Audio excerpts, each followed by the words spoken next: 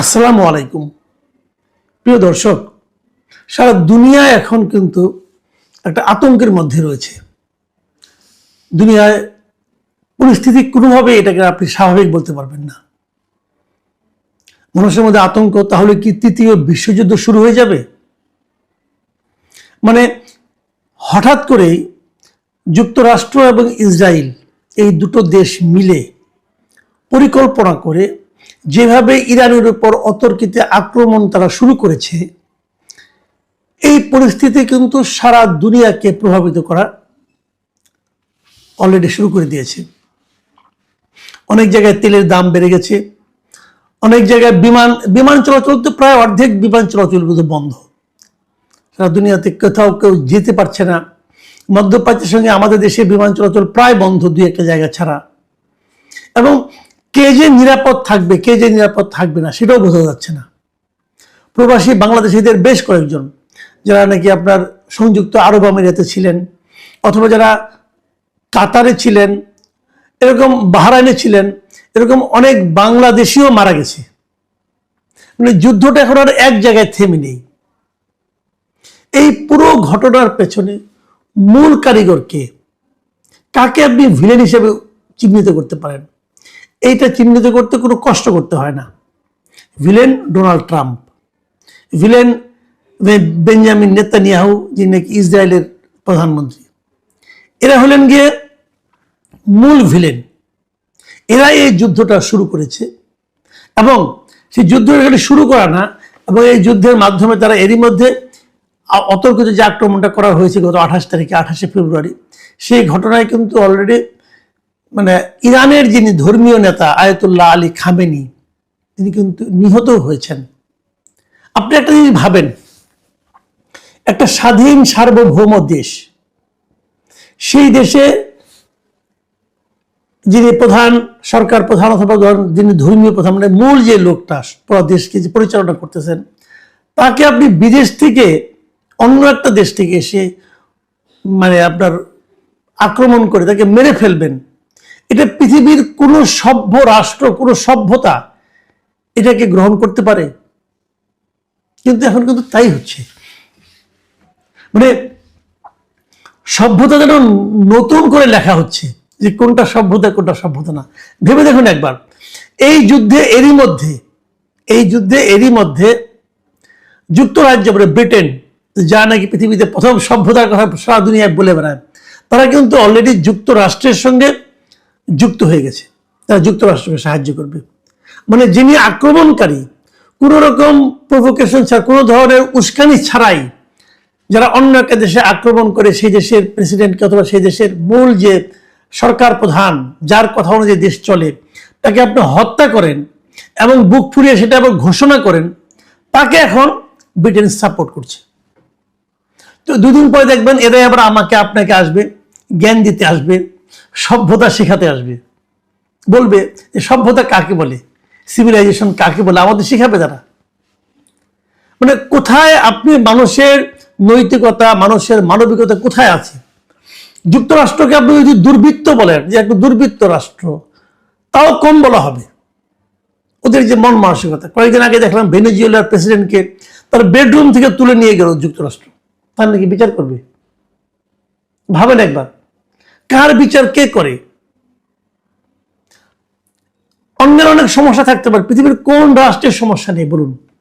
ইরানের সমস্যা থাকতেই পারে, ইরানের অভ্যন্তরীণভাবে নানা রকম আন্দোলন চলতেই পারে, কিন্তু সেই চলার জন্য তার বিচারের দায়িত্ব কি যুক্তরাষ্ট্রকে দেওয়া হয়েছে? অথবা ইরানের জনগণ, তারা কি ট্রাম্পের কাছে আবেদন করেছিল যে আমরা খুব কষ্টে আছি, আপনি এসে আমাদেরকে উদ্ধার করেন? দেখেন, শনিবার দিন আক্রমণ হয়েছে, এবং ট্রাম্প শনিবার দিন ভোরে সে আবার মানে বুক ফুরিয়ে কথাও বলে সে কি বলেছে? সে বলেছে যে এই অভিযানটির লক্ষ্য ছিল তেহরানকে পারমাণবিক অস্ত্র অর্জন থেকে বিরত রাখা এবং ইরানি শাসনের আসন্ন হুমকি নির্মূল করা। একটা উদ্দেশ্য ছিল। আরেকটা লক্ষ্য ছিল কি, যে শাসন পরিবর্তনও এই হামলার লক্ষ্যগুলোর একটি। মানে ইরানের শাসন ক্ষমতায় তারা একটা পরিবর্তন চায়। তো ইরানের শাসন ক্ষমতা কে থাকবে না থাকবে, এটা নির্ধারণ করার দায়িত্ব হলো ইরানের জনগণের। আপনি কে হে? আপনাকে এটা কে বলছে? দেখেন কত বড় মানে আপনার বেহায়া হতে পারে। এবং তিনি ইরানের জনগণের উদ্দেশ্যে বলতেছে, ইরানে যা নাকি এই খামেনি শাসনের বিরোধিতা করছিলেন, তাদের উদ্দেশ্যে উনি বলতেছেন যে আমরা শেষ করলে তোমরা তোমাদের সরকার দখল করে নাও। আরে বাপরে বাপ, ভাবেন মানে কি মহানুভব সে। উনি শেষ করে দিবে, তারপর তোমরা দখল করে নাও। এটি তোমাদের জন্যই হবে, প্রজন্মের পর প্রজন্মে হয়তো এটাই তোমাদের একমাত্র সুযোগ। মানে এই সুযোগটা যুক্তরাষ্ট্র এবং ইসরায়েল মিলে শুরু করে দিচ্ছে। দেখেন ইসরায়েলের যে প্রধানমন্ত্রী বেনিয়ামিন নেতানিয়াহু, উনি কি বলেছেন? উনি বলেছেন যে এই হামলা সাহসী ইরানি জনগণকে নিজেদের ভাগ্য নিজেরা নির্ধারণ করার সুযোগ তৈরি করবে এবং স্বৈর শাসনের জোয়াল সরিয়ে দেবে। মানে ভাব দেখে মনে হচ্ছে ইরানের জনগণের জন্য এই ট্রাম্প এবং নেতানিয়াহুর বোধহয় মানে মানে কষ্টের শেষ নাই। তারা মনে হয় এদের জন্য রাতে ঘুমাইতেও পায় না, ইরানের জনগণ কি কষ্টে আছে। বাট মজার ব্যাপার হলো এই হামলার পরে কিন্তু ইরানের যে জনগণটা এতদিন ইরানের ভিতরে যারা আন্দোলন করছিল, তারাও কিন্তু এখন আর ইরানি সরকারের বিপক্ষে নাই। তারাও এখন কিন্তু মনে করছে যে এই আক্রমণের তাদের দিক থেকেও সরকারের সঙ্গে ঐক্যবদ্ধ হওয়া প্রয়োজন আছে। কতগুলি প্রভাব কিন্তু এর মধ্যে দেখা যাচ্ছে, যার মাধ্যমে আমরা হয়তো ক্ষতিগ্রস্ত হব। তার আগে আমি আরেকটা কথা বলে নিই, সেটা হলো এই যে আমেরিকা ইরানকে আক্রমণ করলো, সেটা আইন, কিছু আইন তো দুনিয়াতে আছে না, যেমন জাতিসংঘের কিছু আইন আছে। এটা কি ট্রাম্প অথবা ইসরায়েল কি এভাবে আক্রমণ করতে পারে? দেখেন জাতিসংঘ সনদ, যেটা সারা দুনিয়াতে একটা আছে আর কি জাতিসংঘের, যদিও এটা খুব মানে টানে না, কিন্তু একটা আছে তো, চক্ষুলজ্জার খাতিরে তারা একটা করেছে। সেখানে কিন্তু বলা হয়েছে স্পষ্ট করে যে কেবলমাত্র দুইটা ক্ষেত্রে একটা দেশ আরেকটা দেশের উপর আক্রমণ করতে পারে, দুইটা কারণে। কোন দুইটা কারণ?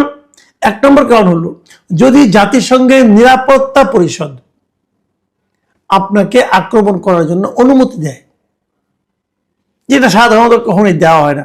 আর দ্বিতীয়টা হলো যদি কোনো একটা রাষ্ট্র আপনাকে আক্রমণ করে, তখন আত্মরক্ষার খাতিরে আপনি কিন্তু তাদেরকে আক্রমণ করতে পারেন। তার মানে এবার যুক্তরাষ্ট্র এবং ইসরায়েল যে আক্রমণ করেছে ইরানকে, ইরান যে আক্রমণটা করছে এই আক্রমণটা বৈধ, কিন্তু ওদেরটা হলো অন্যায়, ওদেরটা হলো বেআইনি, ওদেরটা হলো অবৈধ। এবং ইরান আত্মরক্ষার জন্য আন্দোলন করছে, এবং ওরা যে আক্রমণ করেছে এটা তারা তো নিজেরা বুক ফুলিয়ে বলছে অমুককে মেরে ফেলেছে, তমুককে মেরে ফেলেছে, কাজেই ওইটা হলো অবৈধ। আর ইরান যেটা করছে এখন এটা হলো বৈধ। কিন্তু এর রেজাল্টটা কি হবে শেষ পর্যন্ত, এটা হলো মূল কথা। এর রেজাল্ট খারাপ হবে সবার জন্যই।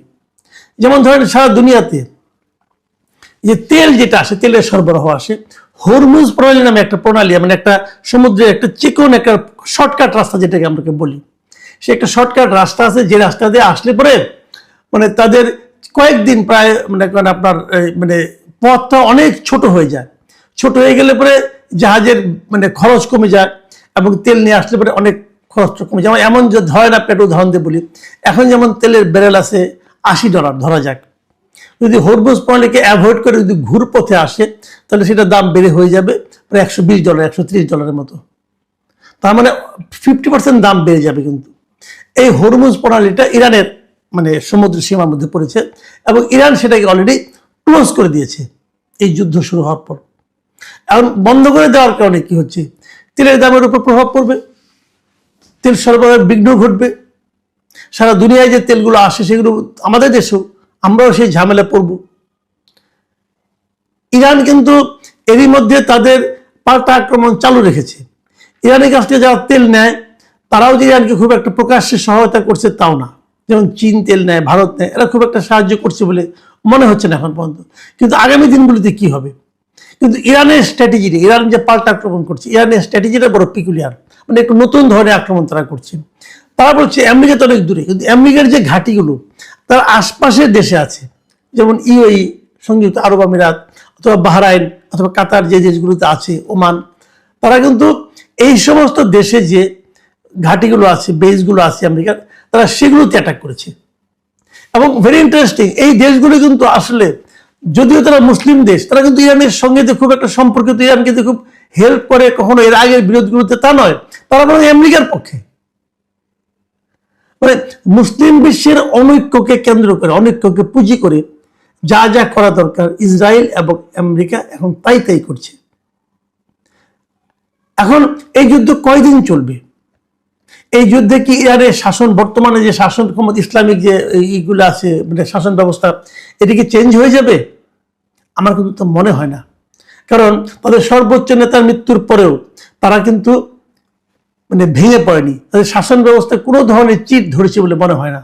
বরঞ্চ তারা নতুন নেতা নির্বাচন করে ফেলবে খুব শিগগিরই। তার হাতে বললে আরও কি হবে কে জানে। এবং ইরান যে আশেপাশের দেশগুলোতে মার্কিন ঘাঁটিতে আক্রমণ চালাচ্ছে, যদি এটা তারা অব্যাহত রাখে, তাহলে এই দেশগুলির ভূমিকা কি হবে সেটা নিয়েও কিন্তু সামনে নানা ধরনের কথা হতে পারে। মাঝখানে একটা ভিডিও দেখলাম যে ইউএইর যে বুর্জ আল খলিফা আছে, যে তার পাশেই কিন্তু একটা ঘাঁটি ছিল আমেরিকান, ওই ঘাঁটিতে তারা আঘাত করছে। একটু এদিক সেদিক হলে কিন্তু সেটা বুর্জ আল খলিফাতেও যা লাগতে পারে।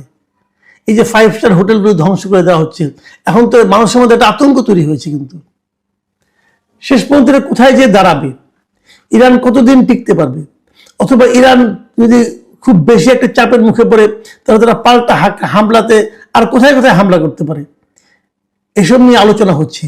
এরই মধ্যে ইরানের যে ইরানের রেভলিউশনারি গার্ড যেটা আছে, তারা দাবি করেছে আজকে যে তারা নাকি ইসরায়েলের প্রধানমন্ত্রী আছে বেনিয়ামিন নেতানিয়াহুর কার্যালয় ও ইসরায়েলি বিমান বাহিনীর প্রধানের সদর দপ্তর লক্ষ্য করে তারা হামলা চালিয়েছে, এটা তারা জানিয়েছে। এবং এই হামলা তারা খাইবার ক্ষেপণাস্ত্র ব্যবহার করছে বলে তারা জানিয়েছে। এবং এরপরে বেশ কিছুক্ষণ ধরে আমরা জেনেছি যে মোটামুটি ধরেন গত 10-12 ঘন্টা ধরে কিন্তু আমরা নেতানিয়াহুকে প্রকাশ্যে দেখছি না। তার মানে ওনার কোনো ক্ষতি হলো কিনা, অসুস্থ হলে উনি মানে আহত হলেন কিনা, অথবা মারাও গেলেন কিনা কে জানে। কাজে এই যুদ্ধ কোনো সমাধান কোন পর্যন্ত কার দিবে আমি জানি না। তবে আমার কাছে মনে হয় ইরানকে যতটা দুর্বল ভেবে যুক্তরাষ্ট্র এবং ইসরায়েল আক্রমণ শানিয়েছিল, ইরান সম্ভবত ততটা দুর্বল নয়, সেটা তারা এরই মধ্যে প্রমাণ দিয়ে দিয়েছে। এবং এই জন্যই হয়তো তারা তাদের মিত্র দেশগুলি, আমেরিকা বিশেষ করে তার মিত্র দেশগুলির কাছ থেকে সাহায্য চাচ্ছে, যে ডাকে সাড়া দিয়ে এরই মধ্যে যুক্তরাজ্য তারা যুক্তরাষ্ট্রের সঙ্গে সামরিক সাহায্য তাদের করবে, এরকম তারা ঘোষণাও দিতে হয়েছে তাদেরকে। তার মানে যতটা সহজে ভেবেছিল ঘটনাগুলি ঘটাতে পারবে যুক্তরাষ্ট্র, ততটা সহজে সম্ভবত হচ্ছে না। ইরানের দিক থেকে যে পাল্টা আঘাত করা হচ্ছে, সেই আঘাতগুলি হয়তো তাদের জন্য অপ্রত্যাশিতই ছিল। মানে ভেনেজুয়েলা টাইপের দেশ ইরান নয় আসলে।